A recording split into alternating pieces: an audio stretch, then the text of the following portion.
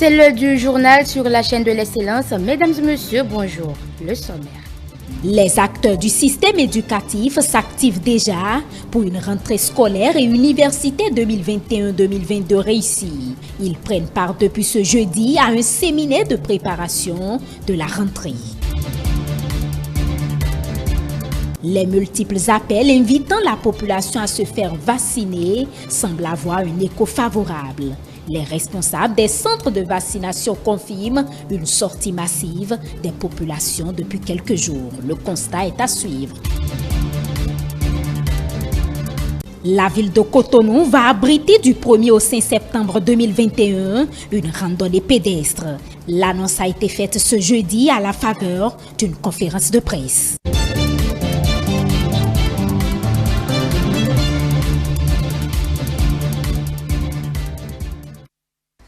Bienvenue à vous si vous nous rejoignez dans ce journal. Ouverture ce jeudi à Cotonou du séminaire de préparation de la rentrée scolaire et universitaire 2021-2022. L'objectif est de consolider puis améliorer les résultats obtenus depuis quelques années.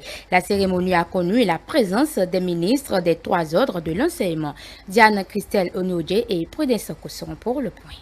Gouvernance du secteur de l'éducation. Une rentrée réussie pour une éducation de qualité pour tous, c'est autour de ce thème central que les échanges ont eu lieu entre acteurs du secteur éducatif à divers niveaux au cours de ce séminaire. C'est une première depuis l'installation du Conseil national de l'éducation rénové en janvier 2020. C'est dans l'objectif d'améliorer les performances du secteur de l'éducation au cours de l'année scolaire et universitaire 2021-2022 que cette rencontre a eu lieu. L'organisation de ce séminaire, né d'une fructueuse collaboration entre le CNE et les trois ministères en charge de l'éducation, permettra de disposer des repères pour les actions prioritaires à réaliser par chaque acteur du système éducatif national tout au long de l'année scolaire et universitaire 2021-2022.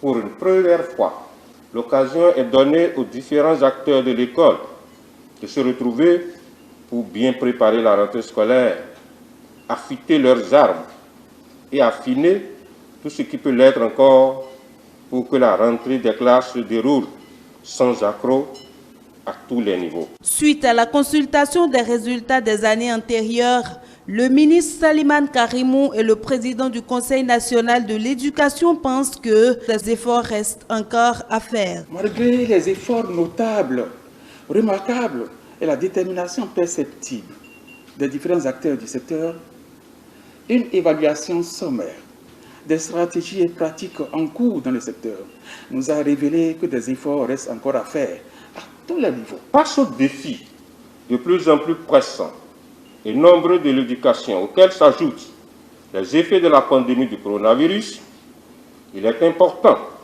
voire impérieux, de conjuguer nos efforts et de nous mettre davantage au travail afin d'espérer des lendemains meilleurs pour notre système éducatif qui a besoin d'une gouvernance à la hauteur des enjeux qui l'attendent. Il ne s'agira point de trouver sur le champ des solutions à toutes ces préoccupations brûlantes, mais plutôt d'amorcer, surtout au niveau de la méthode, une nouvelle dynamique. Au sortir de ce séminaire, nos communes et légitimes attentes, tout comme celles des nombreux acteurs du secteur, seront comblées et les différents développements qui seront faits étayeront le thème central qui est non seulement très évocateur, mais aussi en arrimage avec les objectifs du développement durable, notamment l'ODD 4. Le ministre Salimane Karimou et quelques acteurs du domaine ont exhorté tous les acteurs du secteur à communier avec le gouvernement du président Patrice Talon pour assurer à l'école provisoire une rentrée apaisée, une année scolaire et une éducation réussie. Les multiples appels invitant la population à se faire vacciner semblent avoir reçu un écho favorable. Les citoyens se rendent de plus en plus dans les différents centres de vaccination. Un tour sur le site du Palais des Congrès et le constat est perspective. Mathieu Boko, Prudence Fogouté et Pedro Awea. Palais des Congrès de Cotonou, un des centres de vaccination contre la Covid-19. L'attente d'une foule impressionnante. Chacun attend son tour après formalité d'usage pour recevoir sa dose de vaccin. Nous pensons que l'appel du ministre a été effectivement reçu par les populations parce que depuis quelques jours, nous avons remarqué que les gens viennent beaucoup plus nombreux. Il y a une affluence. L'appel des autorités sanitaires invitant les citoyens à se faire vacciner semble recevoir un écho favorable. La méfiance à l'égard des vaccins contre la Covid-19 n'est plus vive. Je réponds aux appels de l'État parce que je pense que c'est très important de se vacciner parce que je ne veux pas mettre en péril ma famille, donc je me vaccine, tout le monde chez moi se vaccine. Après plusieurs hésitations, nous sommes renseignés. Voilà, est-ce que finalement nous avons pris la décision de le faire? C'est facile. Non, du tout pas. Du tout pas. J'ai pas peur, Moi, je suis venu pour faire ma vaccination et puis c'est tout. La campagne de vaccination s'accélère à Cotonou, ont confié les responsables sanitaires sur place. Toutefois, un appel est lancé aux sceptiques. La psycho, je comprends parce que sur les réseaux sociaux, les gens disent n'importe quoi. Alors, il ne faut pas s'y fier aux réseaux sociaux, il faut s'y fier aux communiqués d'État parce que c'est eux qui sont garants de toute notre santé, c'est l'État. J'invite tous les Béninois, sans exception aucun, de venir faire la vaccination. Non, ce n'est pas un truc qui est difficile. Si tu es conscient de toi-même et tu sais qu'il y a une maladie comme ça, là, tu viens te faire vacciner. Tu viens te faire vacciner. C'est très simple. Je vais inviter les populations à continuer par venir à faire le déplacement et pour venir se faire vacciner massivement. Les vaccins sont là, les vaccins sont disponibles. Il y a le personnel qualifié là pour les accueillir et pour les prendre en charge le plus diligemment possible. Lancée depuis le 29 mars 2021, la campagne nationale de vaccination se poursuit. Pour bénéficier gratuitement de ce geste, il suffit de vous rendre sur l'un des sites pour recevoir votre dose. Nombre de Béninois s'adonnent de nos jours à une mauvaise alimentation, ce qui affecte leur état de santé. Comment se nourrir pour éviter la malbouffe? Élément de réponse dans ce reportage réalisé par Céline Bovi. Manger sain, léger et moins gras, c'est ce que recommandent les nutritionnistes pour la plupart du temps. Mais dans le rang des citoyens, ce principe n'est pas toujours observé. L'un des phénomènes qui constitue un frein au bon fonctionnement de l'organisme est la malbouffe. Elle désigne une accumulation d'aliments contenant plusieurs saveurs dont les additifs, les conservateurs puis les colorants. Le mode d'alimentation quotidien de ces citoyens varie d'un individu à un autre. Bon, le matin, j'essaie de prendre un peu de thé, principalement de Lipton au citron, un truc léger pour pouvoir épurer en quelque sorte mon estomac et commencer la journée avec. Comme je suis un Africain, j'ai l'habitude de prendre bouillie chaque matin, bouillie africaine, bouillie de maïs là. J'ai l'habitude de prendre ça le matin. Avant, je ne fais pas le contrôle de manger, mais compte tenu de l'âge maintenant, je fais un peu de contrôle. Par exemple, le matin maintenant, je prends la bouillie. Avant, je prenais avec beaucoup de sucre. Mais maintenant, je contrôle le sucre. Bon, côté du sel aussi, avant, je ne fais pas le contrôle. Compte tenu du temps, je suis devenu intentionnaire. Donc maintenant, je ne prends plus beaucoup de sel comme ça. Les fruits jouent un rôle capital dans la facilitation de la digestion chez l'homme. C'est pourquoi il est conseillé leur consommation avant chaque repas. Et quand tu prends par exemple l'orange, la graine de l'orange est un antioxydant. L'orange même aussi, c'est un antioxydant. Quand je prends la banane, c'est un antioxydant. Tous les fruits sont des antioxydants. C'est pourquoi l'OMS recommande 5 fruits, 5 légumes par jour. Mais pour mon avis, pour bien expliquer le fond de 5 fruits, 5 légumes par jour, un être humain doit prendre tous les matins des antioxydants et des fruits. Après une bonne bouillie, le déjeuner, la personne doit manger bien au déjeuner. Et toujours avant de manger, il faut faire recours aux légumes et aux fruits. Le non-respect des principes alimentaires peut parfois entraîner des conséquences fâcheuses sur l'organisme humain, comme le précise le nutritionniste Patrick Zinvoedo. Celui qui consomme par exemple le sel, c'est quelqu'un qui à long terme aura des problèmes d'excès de sodium. Et quand il a l'excès de sodium, il peut avoir des problèmes neurologiques ou bien des problèmes néphrologiques. Et les néphrologiques, c'est lié au rein. L'ennemi du sucre, c'est le pancréas. Malgré que le pancréas a besoin du sucre, c'est encore son ennemi parce qu'on a exagéré. D'où l'implantation des 2 types de diabète, spécialement diabète de type 2. L'huile, vous savez que nous avons tellement d'huile raffinée. Pour retrouver une bonne huile, de l'acide oméga 3, mes chers amis, faites recours aux graines oléagineuses. Les graines oléagineuses, l'arachide, acajou, graines de courge et noix d'amande, ainsi de suite. Tout ça, c'est des graines oléagineuses. Et c'est le foie qui a le rôle de transformer ça en bon cholestérol. Mais nous, on pré-transforme déjà, c'est ça qu'on consomme, l'huile de vue. On met ça dans le repas. L'huile, cette huile, il stocke ça en poison.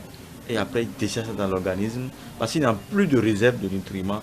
Et ça constitue une source de poison pour l'organisme, tous les radicaux libres. Chaque année, le décès d'une personne dans le monde est lié à une mauvaise alimentation, confient les nutritionnistes. Dans quelques jours, Cotonou sera le carrefour de la randonnée pédestre et ceci du 1er au 5 septembre 2021. En prélude à la tenue de cet événement, le comité du Présidium a organisé ce jeudi une conférence de presse. C'était à la salle de conférence du ministère des Sports. Aziz Achamou et Bonaventure Aloyon pour le point. Du 1er au 5 septembre prochain, la Confédération africaine de randonnée pédestre crée l'événement. Plusieurs participants des pays de la sous-région sont attendus à Cotonou et ceci pendant une semaine à travers plusieurs activités en compétition. Il s'agira pour nous d'une randonnée d'endurance de 10 km, bien sûr dans le cadre même de la randonnée auquel participeraient toutes les délégations dans un quota bien défini. Le circuit a été déjà reconnu, circuit composé donc de bancs de sable, de terre battue, de marais, de cocoteraies, avec des dénivelés aussi bien en profondeur qu'en hauteur, artificielle ou je peux dire naturelle, c'est-à-dire un circuit en bonne forme de randonnée pour abriter la rencontre de Cotonou. Nous avons distingué des catégories. La première, la catégorie des seniors, donc de 20 à 34 ans. La catégorie donc des vétérans 1, de 35 à 44 ans. Et la catégorie 2, vétérans de 45 à 55 ans. Les préparatifs vont bon train pour offrir d'agréables moments aux participants. Au cours de cette conférence de presse, les stratégies et actions menées au volet communicationnel, par exemple, ont été dévoilées. C'est des actions de communication média que nous avons déjà démarrées depuis le 5 juillet dernier, à savoir les émissions radio, les émissions TV, les émissions web, les conférences de presse également, les parutions dans la presse. Nous avons également mis à contribution les réseaux sociaux, les médias sociaux à travers des campagnes de sponsoring sur Facebook, sur Instagram, sur LinkedIn, sur Twitter, etc. Nous avons une redynamisation complète de tout ce qui est communication digitale pour le compte de cet événement à grands enjeux. Nous avons également prévu déployer dans les tout prochains jours une stratégie orientée panneaux publicitaires avec des 12 mètres carrés, des 18 mètres carrés, des panneaux sucettes, des bannières sur candélable. Bref, tout le branding qu'il faut pour donner de la visibilité à tous nos partenaires. Durant 5 jours donc, Cotonou va abriter la compétition africaine de randonnée pédestre. Les annonceurs et partenaires sont donc attendus afin de faire de ce rendez-vous un événement grandeur nature. L'hebdomadaire satirique Le Déchaîné du jeudi a célébré ce mercredi ses 3 années d'existence. C'était également l'occasion pour les responsables de procéder au lancement officiel du site web de cet hebdomadaire. L'événement a connu la présence de plusieurs autorités à divers niveaux et des professionnels des médias. Les temps forts dans ce reportage.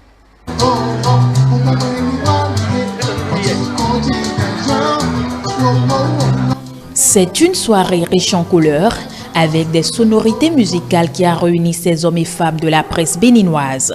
Et il y a de quoi. L'hebdomadaire satirique Le Déchaîné du jeudi célèbre ses 3 années d'existence. Un hebdomadaire dont la particularité est de présenter l'actualité politique ou non à travers uniquement des caricatures et des tests. Aux commandes, des passionnés de satire et des dessinateurs de presse aguerris. Il était important pour les initiateurs de ce projet, il y a 3 ans, de créer donc une dynamique de la presse humoristique et satirique, de sorte qu'on puisse creuser l'actualité de façon décalée. Et donc nous avons essayé de croquer l'actualité à travers des articles, à travers des dessins, pour titiller un petit peu les acteurs publics, les provoquer, les amener à faire davantage, à faire mieux pour la population et pour le bien-être. 3 années de challenge, de combat, de dynamisme et surtout de du labeur a offert aux amoureux de la satire des contenus aussi variés les uns que les autres. Et pour se rapprocher davantage des lecteurs, le site web ledéchaînédujeudi.com a été créé. Nous avons pu assurer un regard intéressant de la part des lecteurs, mais bien sûr, l'hebdomadaire a été porté à bout de bras par ses fondateurs et aujourd'hui l'objectif c'est de faire en sorte qu'un marketing digital puisse permettre d'équilibrer l'aventure. C'est pour ça que nous avons créé un site internet qui a été lancé ce soir ici et donc nous souhaitons qu'à travers le canal numérique que nous puissions davantage impacter. Conscient que le dessin de presse est un art et représente un indicateur de la liberté d'expression d'un pays, les invités n'ont pu s'empêcher de féliciter les responsables de cet hebdomadaire pour les efforts consentis. Depuis que j'ai commencé par lire le déchaîné du jeudi, j'avoue que je ne suis pas déçu. C'est vrai que le Béninois est un peu écossais sur les bords, il n'aime pas dépenser l'argent, il veut tout gratuit.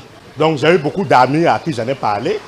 Il y en a 2 ou 3 qui ont pris la peine de s'abonner comme moi. Je lis ça souvent parce que vous savez, nous avons les réseaux sociaux maintenant et vous êtes inondés. Et donc, avec ce qui se fait dans le DDG, vous avez de l'information sous une autre forme. Moi, j'adore bien Loki, j'adore bien les dossiers que vous faites. C'est un anniversaire heureux qu'on souhaite à cette publication, que on soit ici dans 10 ans pour fêter le 13e anniversaire, parce qu'on a besoin de cette presse-là. C'est une presse qui doit faire en sorte que tout le monde doit lui en vouloir, mais tout le monde doit vouloir justement la lire. Je pense que parfois un dessin, même s'il est muet, explique tellement de choses. Et je crois que l'un des défis de l'équipe du DDJ, c'est de rendre ce genre démocratique. Une soirée qui a été également l'occasion de procéder à la remise d'attestations et de prix aux 14 lauréats du concours de bande dessinée organisé par l'hebdomadaire Le Déchaîné du Jeudi. Quand on parle d'un concours, il y a toujours des critères. Sinon, nous sommes tous méritants. Pour que l'homme s'intéresse à son travail, pour que l'homme soit zélé, il faut l'intéresser. Et je pense que c'est dans ce cadre qui m'a été donné, cet ordinateur. Et je fais l'engagement, le serment de bien l'utiliser et davantage d'être plus productif. Face aux témoignages et éloges à leur endroit, les responsables se sont engagés à poursuivre le combat afin d'impacter au mieux le lecteur, mais aussi le peuple béninois.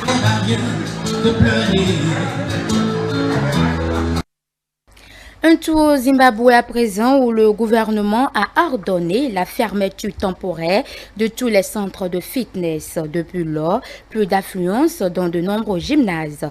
Pour les amateurs de fitness, le désir de rester en forme et en bonne santé n'a pas diminué. Les détails avec nos confrères de CCTV+. Après que le gouvernement a ordonné la fermeture temporaire de tous les centres de fitness, il se passe peu de choses dans de nombreux gymnases à travers le Zimbabwe. Mais pour de nombreux amateurs de fitness, le désir de rester en forme et en bonne santé n'a pas diminué depuis. Ils cherchent maintenant des alternatives pour faire de l'exercice en dehors des murs des gymnases. Former les gens à la maison dans le confort et la sécurité d'un espace domestique est ce que je dois faire. C'est différent dans le sens où, bien sûr, vous allez dans un espace où vous n'avez peut-être pas l'intégralité de l'équipement de gym, mais vous savez que vous devez improviser, vos compétences et votre expérience en tant qu'entraîneur personnel doivent entrer en jeu. Pour ceux qui ne peuvent pas se permettre d'avoir des entraîneurs personnels à la maison, les espaces ouverts leur ont permis de faire de l'exercice et de rester en forme. Cela dépend de votre détermination, de ce que vous voulez être et où vous voulez aller. Vous n'avez pas besoin d'un gymnase pour être un bon boxeur ou un bon combattant ou quelqu'un qui veut s'entraîner. C'est ce en quoi vous croyez qui fait vraiment de vous qui vous êtes. La pandémie de Covid-19 a contraint les amateurs de fitness à improviser. Cela a également affecté les moyens de subsistance de ceux qui gagnent leur vie dans les gymnases et les centres de fitness. Les gymnases ont des employés que vous connaissez, du personnel de nettoyage aux instructeurs en passant par les entraîneurs personnels et les propriétaires de gymnases eux-mêmes. Cela a été une accalmie dans les affaires. Le gouvernement du Zimbabwe exhorte ses citoyens à continuer d'observer les mesures de prévention de la Covid-19, telles que le masquage, la distanciation sociale et la vaccination, afin que le pays puisse revenir à la normale le plus rapidement possible. C'est sur cet élément réalisé par nos confrères de CCTV+, que nous mettons un thème à cette édition. Mesdames et messieurs, merci de nous avoir suivis. Je vous rappelle que vous pouvez nous suivre sur notre site internet www.etelebene.com, sur notre page Facebook etelebene ainsi que sur nos chaînes YouTube. On se retrouve le lundi à partir de 13h pour de nouvelles informations.